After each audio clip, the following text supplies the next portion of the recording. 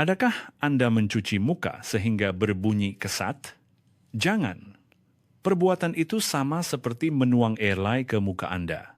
Beberapa hari yang lalu, saya ingin berkongsi kisah Puan Fatimah, seorang wanita berusia 73 tahun yang datang ke klinik saya. Beliau terkenal di kawasan kejiranannya sebagai seorang yang sangat pembersih. Katanya sepanjang hidupnya, beliau tidak pernah terlepas sehari pun mengunjungi spa awam. Beliau hanya akan berasa puas setelah merendam badannya dalam air panas dan menggosok seluruh badannya dengan penggosok badan yang kasar untuk menanggalkan daki. Mukanya juga tidak terkecuali. Beliau berpendapat bahwa mencuci muka yang sebenar adalah dengan menghasilkan buih sabun yang banyak, menggosoknya dengan telapak tangan, dan membilas sehingga kedengaran bunyi kesat. Namun, saya terkejut apabila melihat wajah Puan Fatimah ketika beliau masuk ke bilik rawatan saya. Kulitnya merah menyala seperti lobak merah yang masak ranum dan kawasan sekitar mata serta mulutnya kering kontang dan merekah seperti sawah kering dengan sel-sel kulit mati berwarna putih. Kelihatan bertompok-tompok. Sebaik sahaja melihat saya, Puan Fatimah mula sebak dan berkata, "Dokter, saya menjaga kebersihan diri lebih daripada sesiapapun. Kenapa kulit saya jadi begini? Pada waktu malam, kulit saya terasa sangat pedih dan gatal sehingga saya tidak boleh tidur lena." Setelah saya periksa, kulit beliau berada dalam keadaan di mana lapisan pelindungnya telah hilang sepenuhnya, tidak ubah seperti kulit yang melekur. Dari segi perubatan, kami memanggilnya dermatitis kering senil. Jika dibiarkan, ia bukan sekadar gatal-gatal biasa, tetapi boleh membawa kepada jangkitan kuman dan bertukar menjadi dermatitis kronik yang lebih teruk. Masalahnya bukan hanya pada Puan Fatimah. 7 daripada 10 warga EMAS berusia 70 tahun ke atas yang sedang menonton video ini mempunyai tabiat berbahaya yang sama. Ramai yang berpikir, mungkin kulit aku gatal dan mengelupas sebab aku kurang bersih, lalu mereka mencuci dengan lebih kerap dan lebih kuat. Mereka menggunakan air yang lebih panas dan sabun yang lebih kuat. Tetapi tuan-tuan dan puan-puan, perbuatan itu ibarat menyimbah minyak ke dalam api yang sedang marak. Semakin gigih Anda mencuci, semakin rosak lapisan pelindung kulit Anda, lantas membuka lebuh raya untuk kuman menceroboh masuk. Saya memberitahu Puan Fatimah dengan tegas. Puan, mulai hari ini, Puan mesti berhenti sama sekali pergi ke spa untuk mandi lulur, dan jangan guna sabun juga. Selama ini, Puan Fatimah bukan mencuci kulitnya, tetapi beliau sebenarnya sedang mengikis lapisan kulitnya. Hari ini, saya akan kongsikan 3 rahasia kesehatan kulit yang boleh Anda amalkan seumur hidup. Pertama, saya akan terangkan secara saintifik sebab yang mengejutkan mengapa semakin bersih Anda mencuci, semakin rosak kulit Anda. Kedua, tidak perlu kosmetik mahal. Saya akan ajarkan 3 kaedah cucian ajaib menggunakan bahan semula jadi dari peti sejuk Anda. Ketiga, saya akan berikan rutin tempo emas 3 minute untuk memulihkan kulit yang telah rosak menjadi selembut kulit bayi dalam masa 3 minggu sahaja. Video hari ini bukan sekadar tentang cara untuk menjadi cantik. Ia adalah strategi kelangsungan hidup untuk melindungi kesehatan kulit Anda yang akan menentukan kualiti hidup Anda di usia senja. Anda hanya perlu percaya dan ikut saya. Sebelum kita mulakan, jika Anda teruja dengan video hari ini, sila tekan butang suka dan tinggalkan komen teruja di ruangan komen. Sokongan kecil Anda amat bermakna dan menjadi pendorong besar untuk saya menghasilkan lebih banyak maklumat kesehatan yang berkualiti. Ada beberapa perbuatan yang Anda sama sekali tidak boleh lakukan. Jika Anda mengamalkan walau 1 daripada 3 tabiat yang akan saya sebutkan ini, Anda mesti berhenti serta-merta hari ini. Ini bukan permintaan, tetapi amaran sebagai seorang dokter demi menyelamatkan kulit Anda. Ingat lagi Puan Fatimah yang berusia 73 tahun tadi, 3 tabiat inilah yang menjadi amalan beliau seumur hidupnya. Dan tabiat itulah yang menjadi punca utama kerosakan kulitnya yang asalnya sehat. Apakah sebenarnya masalahnya? Biar saya ceritakan menggunakan analogi kawah besi untuk mudah faham. Tuan-tuan dan puan-puan, Anda tahu kawah besi yang digunakan di kampung, bukan? Bagaimana cara untuk memastikan kawah itu tahan lama? Ya, betul. Ia perlu disepuh dengan minyak. Lapisan minyak yang berkilat melindunginya daripada berkarat apabila terkena air dan mengelakkan makanan daripada melekat. Kulit kita adalah sama seperti kawah besi yang dijaga dengan baik ini. Permukaan kulit kita disaluti oleh lapisan pelindung semula jadi yang nipis, terbentuk daripada campuran minyak yang dipanggil sebum dan peluh. Lapisan ini menghalang kelembapan daripada tersejat dan menghalang kemasukan kuman jahat. Tetapi, apa yang Puan Fatimah lakukan? Setiap hari, beliau menggosok mukanya dengan tuala kasar dan mencucinya dengan sabun beralkali. Ini sama seperti menggosok kawah besi yang telah disepuh dengan baik menggunakan berus dawai dan bahan pencuci yang kuat. Apa akan jadi jika Anda berbuat demikian? Lapisan minyak pada kawah itu akan terkikis sepenuhnya. Akibatnya, kawah itu akan cepat berkarat dan menjadi kemerahan. Wajah Puan Fatimah yang kemerahan itu sebenarnya adalah keadaan kulitnya yang telah berkarat.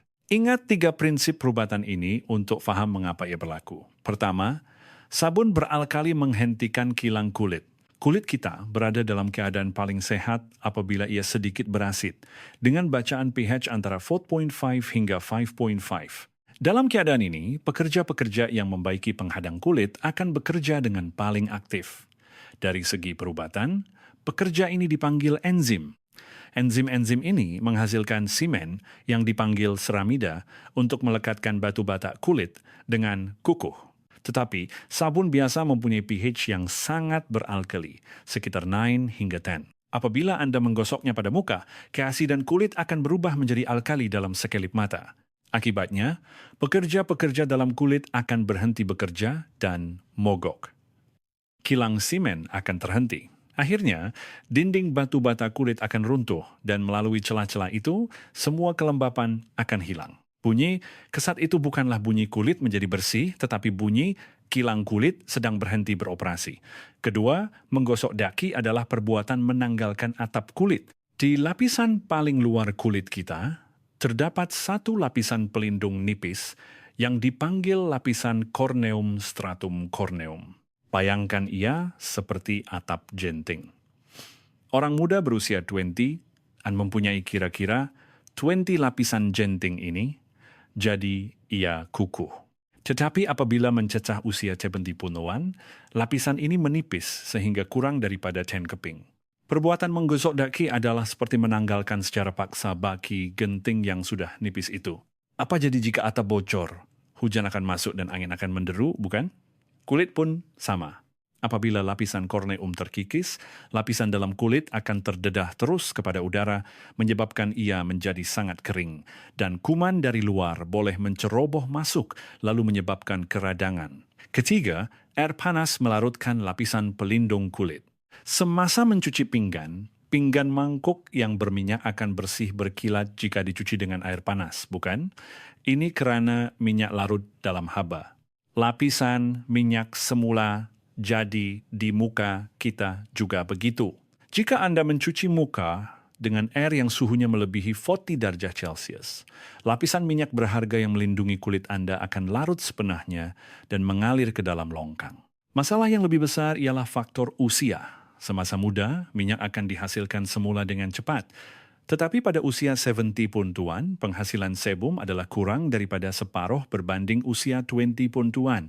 Sudahlah minyak kurang, ditambah pula dengan perbuatan melarutkan sisa minyak yang ada dengan air panas, maka tidak hairanlah muka terasa tegang seperti hendak terkoyak selepas mencuci. Puan Fatimah melakukan ketiga-tiga perkara ini setiap hari. Dengan kilang kulit dihentikan, atap ditanggalkan, dan lapisan pelindung dilarutkan, mana mungkin kulitnya dapat bertahan? Itulah sebabnya, walaupun beliau menyapu pelembab yang bagus, ia ibarat menuang air ke dalam tempayan yang bocor. Sekarang, coba sentuh wajah Anda dan lihat cermin dengan teliti. Adakah kulit Anda terasa tegang selepas mencuci muka? Adakah terdapat sel kulit mati berwarna putih? Adakah kulit Anda cepat kering walaupun selepas menyapu losien? Jika ya, ini bermakna penghadang kulit Anda sedang runtuh. Jika Anda biarkan, Anda mungkin akan mengalami penderitaan seperti Puan Fatimah, menggaru sepanjang malam sehingga tidak dapat tidur. Tetapi jangan terlalu risau. Sama seperti kawah besi yang rosak boleh dijaga semula menjadi seperti baru, kulit Anda juga boleh dipulihkan sepenuhnya jika Anda mengubah caranya. Tak perlu belanja mahal. Di bahagian seterusnya, saya akan kongsikan kaedah cucian yang sangat istimewa yang saya syorkan kepada Puan Fatimah. bahan-bahan ajaib semula, jadi ini boleh didapati di dapur, bukan di bilik air. Jika Anda ingin tahu rahasia ini, kongsikan video ini sekarang juga kepada rakan-rakan atau ahli keluarga Anda yang tersayang. Hanya hantar sekali sahaja melalui WhatsApp, Anda akan mendapat manfaat berganda. Anda sehat dan orang yang Anda sayangi juga sehat. Sekarang kita masuk ke bahagian yang sebenar.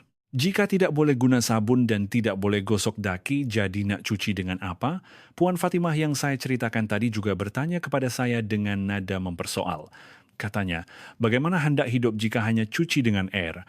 Pasti rasa melekit. Saya menjawab dengan tegas. Puan, mulai sekarang tak perlu lagi ke kedai kosmetik mahal. Sebaliknya, pergilah ke dapur. Peti sejuk adalah pakar kulit terbaik Anda. Kaedah kucian yang akan saya ajarkan hari ini mengandungi kearifan nenek moyang kita dan pada masa yang sama keberkesanannya telah dibuktikan sepenuhnya oleh perubatan moden. Cuba amalkan selama 2 minggu sahaja. Tanpa membelanjakan 1 sen pun, kulit Anda akan kembali sihat seolah-olah diberi rawatan khas. Sediakan pen dan kertas dan catat sekarang. Pagi, tengah hari, malam. Tak perlu fikir rumit. Ingat 3 perkara ini sahaja, pagi guna susu, malam guna minyak dedak padi, dan penutupnya ialah air basuhan beras. Pertama, pada waktu pagi, cuci muka dengan susu bukan sabun. Semua orang tahu susu baik untuk badan, bukan. Tetapi keajaiban yang lebih menakjubkan berlaku apabila ia disapu pada kulit berbanding diminum. Terutamanya, jika Anda mempunyai susu yang hampir tamat tempo, jangan buang, gunakannya, ia lebih baik. Susu mengandungi bahan yang dipanggil lemak susu. Ia adalah pelembab semula jadi. Sebaik bangun pagi, ambil kapas dan basahkan dengan susu sejuk, kemudian sapu pada muka Anda atau urut perlahan-lahan dengan tangan. Lemak dalam susu akan membentuk satu lapisan pelindung nipis pada kulit yang menjadi kering semalaman. Prinsipnya sama seperti menyepuh kawah besi dengan minyak. Apa yang lebih menakjubkan ialah enzim protease yang terkandung dalam susu. Tanpa perlu menggosok kuat dengan tuala kasar, enzim ini akan melarutkan sel-sel kulit mati yang lama dengan sangat lembut. Inilah sebabnya mengapa kulit terasa licin selepas mencuci muka, walaupun tanpa sebarang iritasi.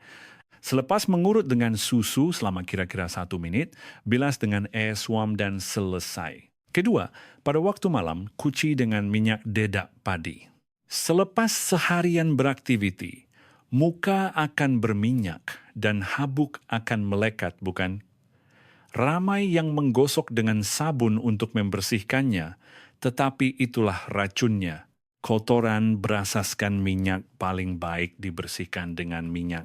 Jika Anda pergi ke bahagian minyak masak di pasar raya, Anda akan jumpa minyak yang berlabel minyak beras perang atau minyak dedak padi. Itulah minyaknya.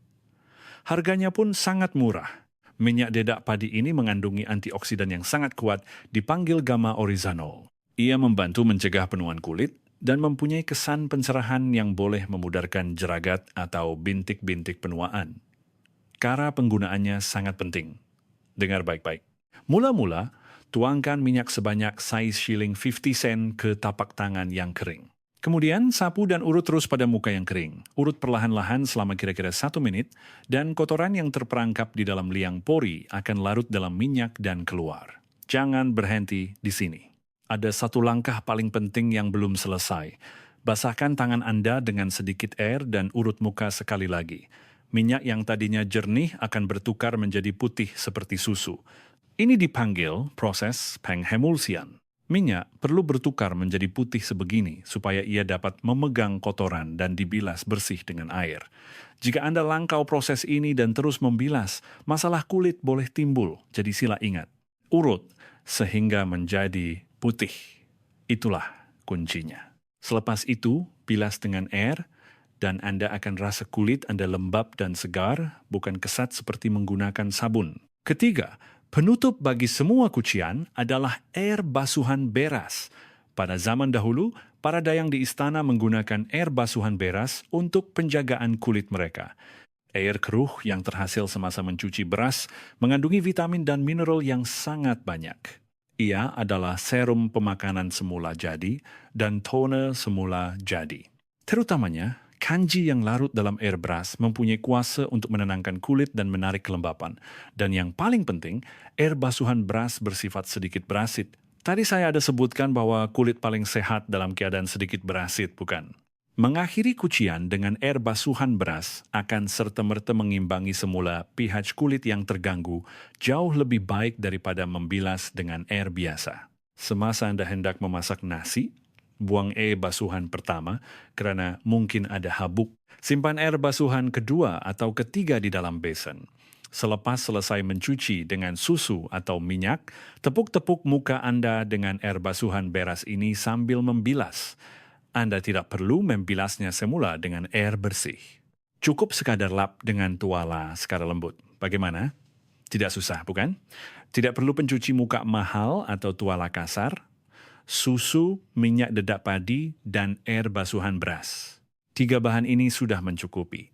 Puan Fatimah pada mulanya juga ragu-ragu.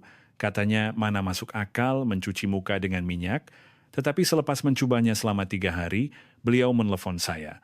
Dokter, rasa kulit saya berbeza bila disentuh masa cuci muka pagi tadi, katanya. Anda juga mulalah malam ini. Mulakan dengan menyimpan air basuhan beras apabila Anda mencuci beras. Di bahagian seterusnya, saya akan terangkan cara mengaplikasikan kaedah cucian ini dalam rutin harian Anda dalam bentuk jadwal yang mudah, dan saya akan menjawab soalan-soalan lazim seperti tak akan tumbuh jerawat ke guna minyak atau tak berbau susu ke? Dengan jelas.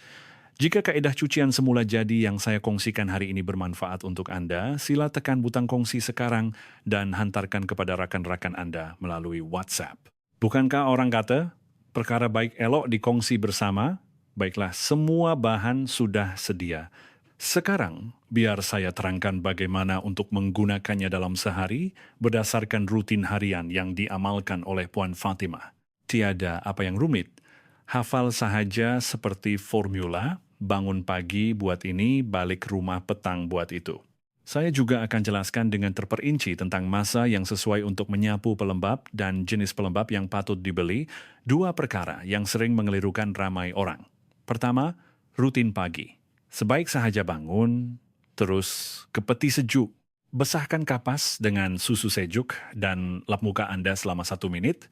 Ini akan membersihkan habuk yang terkumpul semalaman sambil mengekalkan lapisan pelembab. Kemudian, bilas muka dengan air basuhan, beras yang Anda simpan semalam. Selesai. Gantikan masa berbui dengan sabun dengan mengelap muka menggunakan susu, masa pun lebih jimat. Seterusnya, rutin malam.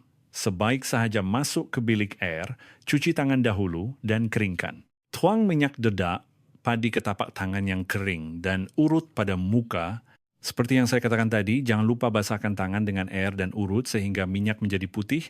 Selepas membilas dengan air suam, penutupnya tetap air basuhan beras.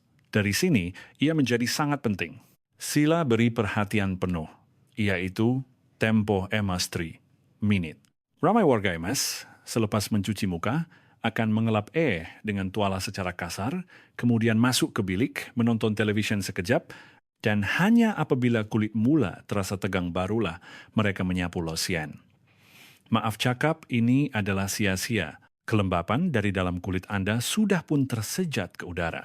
Anda mesti selesaikan langkah pelembapan sebelum keluar dari pintu bilik air. Apabila mengelap muka dengan tuala, jangan gosok. Sebaliknya, tepuk-tepuk perlahan untuk menyerap titisan air sahaja. Anda mesti menyapu pelembab ketika kulit masih lembab, ketika masih ada sedikit sisa air. Barulah pelembab dapat mengunci air itu dan membawanya masuk bersama ke dalam kulit. Dalam istilah perubatan, ini dipanggil soak and smear, atau lembabkan dan sapu. Dengan mengamalkan ini sahaja, rasa tegang pada kulit akan berkurangan separuh. Jadi pelembab jenis apa yang patut digunakan? Apabila Anda pergi ke farmasi atau pasar raya, pasti pening kepala melihat begitu banyak pilihan, bukan? Ingat satu perkara ini sahaja, peraturan 3,1. Jika kita bayangkan penghadang kulit kita sebagai dinding batu bata, kita perlukan semen untuk mengisi ruang di antara batu bata itu. Komponen semen ini ialah seramida, kolesterol, dan asid lemah. Kulit yang sehat mempunyai campuran ketiga-tiga bahan ini dalam nisbah trika wana-wana. Tetapi apabila usia meningkat, terutamanya kolesterol akan berkurangan. Jadi Anda tidak boleh menyapu sebarangan lotion. Anda mesti periksa label kandungan untuk memastikan ia mengandungi seramida atau kolesterol. Zaman sekarang terdapat banyak produk yang dilabel sebagai krim penguat penghadang kulit, Barrier Strengthening Cream, yang diformulasikan dengan nisbah ini. Jika Anda bertanya kepada ahli farmasi, tolong berikan saya krim yang ada seramida dan kolesterol, mereka pasti akan dapat mencarikannya untuk Anda. Akhir sekali, saya akan jawab dua soalan yang paling kerap ditanya oleh pesakit di klinik. Soalan pertama, dulu orang kata cuci muka dengan arak beras, jepun sake boleh putihkan kulit. Boleh tak saya sapu saki-baki soju atau arak beras? Sama sekali tidak boleh. Pada zaman dahulu, apabila makanan sukar didapati, arak yang diperbuat daripada beras dianggap sebagai produk kecantikan yang berharga. Tetapi tidak lagi sekarang. Alkohol yang terkandung dalam arak akan menyejat dan membawa bersama kelembapan dari kulit Anda. Menyapu arak pada kulit warga emas yang sudah sedia kering adalah seperti menyalakan api di sawah yang kontang. Niat mahu cerahkan kulit, akhirnya kedutan pula yang bertambah. Jangan sesekali sapukan alkohol pada muka Anda. Soalan kedua, kalau sapu minyak tak akan jadi berminyak dan tumbuh jerawat ke? Untuk ini, Anda hanya perlu patuh pada satu perkara, proses pengemulsian yang saya tekankan tadi. Selepas mengurut dengan minyak, basahkan dengan air sehingga ia menjadi putih, kemudian bilas. Minyak akan dibilas bersih sepenuhnya bersama air. Tetapi, jika Anda melakukan proses ini secara sambil lewa dan hanya membilas dengan air, sisa minyak akan menyumbat liang pori dan boleh menyebabkan masalah kulit. Urut sehingga menjadi putih, kemudian bilas. Jika Anda patuh pada langkah ini, Anda tidak perlu risau tentang jerawat. Baiklah, sekarang Anda sudah ada gambaran yang jelas tentang cara penjagaan dari pagi hingga malam, bukan? Jika Anda berazam, saya akan mula amalkan malam ini juga. Saya akan pulihkan kulit saya seperti Puan Fatimah, sila tinggalkan komen praktik di ruangan komen. Permulaan adalah separuh daripada kejayaan. Saya akan menyokong azam Anda dengan sepenuh hati. Ingat lagi Puan Fatimah yang saya ceritakan pada mulanya? Wajahnya yang merah seperti lobak, merekah seperti sawah kering, dan beliau tidak dapat tidur malam kerana pedih dan gatal. 3 bulan selepas beliau mengamalkan kaedah cucian peti sejuk yang saya ajarkan, beliau datang semula. Apabila beliau membuka pintu bilik rawatan, saya hampir tidak mengenalinya. Wajahnya berseri-seri, kulitnya kelihatan licin dan berkilat, persis kawah besi yang telah dijaga dengan baik. Puan Fatimah memegang tangan saya erat-erat sambil tersenyum dan berkata, "Doktor, sekarang barulah saya rasa lega. Malam tadi saya tidur lena tanpa terjaga sekalipun." Kawan-kawan saya asyik bertanya saya buat rawatan mahal apa. Mendengar kata-katanya, saya berasa sangat bangga sebagai seorang doktor. Tuan-tuan dan puan-puan, adakah Puan Fatimah mengambil sebarang ubat istimewa? Tidak. Beliau hanya meninggalkan tabiat buruk dan menggantikannya dengan tabiat yang baik. Anda juga boleh melakukannya mulai hari ini. Sebagai penutup, simpan 3 perkara penting yang kita pelajari hari ini di dalam minda Anda. Pertama, halau 3 penjahat yang merosakkan kulit dari bilik air Anda. Sabun beralkali yang menghasilkan bunyi kesat, tuala kasar yang mengikis kulit, dan air panas yang melarutkan lapisan pelindung. Mulai hari ini, pecat ketiga-tiga ini dari hidup Anda. Dengan tidak melakukan ini sahaja, kulit Anda akan mula pulih dengan sendirinya. Kedua, cuci muka dengan 3 obat semula jadi dari peti sejuk. Pada waktu pagi, sapukan lapisan pelembab dengan susu. Pada waktu malam, larutkan kotoran dengan lembut menggunakan minyak dedak padi. Dan sebagai penutup, jaga keasidan kulit dengan air basuhan beras. Bahan semula jadi dari bumi kita ini jauh lebih lembut dan berkesan untuk kulit yang menua berbanding kosmetik mahal. Ketiga, patuhi tempo emas 3 minute dan peraturan 3-10-1-1. Sapu pelembab sejurus selepas mencuci muka sebelum keluar dari bilik air semasa kulit masih lembab. Dan apabila memilih pelembab, pastikan ia mengandungi seramida dan kolesterol. Inilah jalan pintas terpantas untuk membina semula penghadang kulit yang telah runtuh. Tuan-tuan dan puan-puan, kita tidak boleh menghentikan proses penuaan. Kulit kita, seperti pokok tua, secara semula jadi akan kehilangan kelembapan dan menjadi kasar. Tetapi, itu tidak bermakna Anda perlu menanggung rasa gatal dan sakit sebagai sesuatu yang biasa. Sama seperti perabot lama yang perlu dijaga dengan lebih berhati-hati dan dijilap dengan minyak untuk menyerlahkan seri dan keindahannya, kulit kita juga perlu dibelai dengan lebih lembut dan lebih teliti. Menggosok dengan kuat bukanlah kebersihan. Membelai tubuh Anda dengan penuh kasih sayang itulah kebersihan dan kesehatan yang sebenar. Mulai malam ini, lindungilah kulit berharga Anda dengan kaedah yang saya kongsikan. 3 bulan dari sekarang, Anda akan berhadapan dengan wajah Anda di cermin yang kelihatan 10 tahun lebih muda dan lebih selesa. Jika video hari ini bermanfaat, sila tekan butang langgan subscribe dan lonceng notifikasi. Setiap klik Anda memberi saya kekuatan yang sangat besar untuk menghasilkan lebih banyak maklumat kesehatan yang bermanfaat. Saya akan kembali lagi pada masa akan datang dengan maklumat yang padat untuk hari tua Anda yang sehat dan bahagia. Terima kasih. Jaga kesehatan selalu.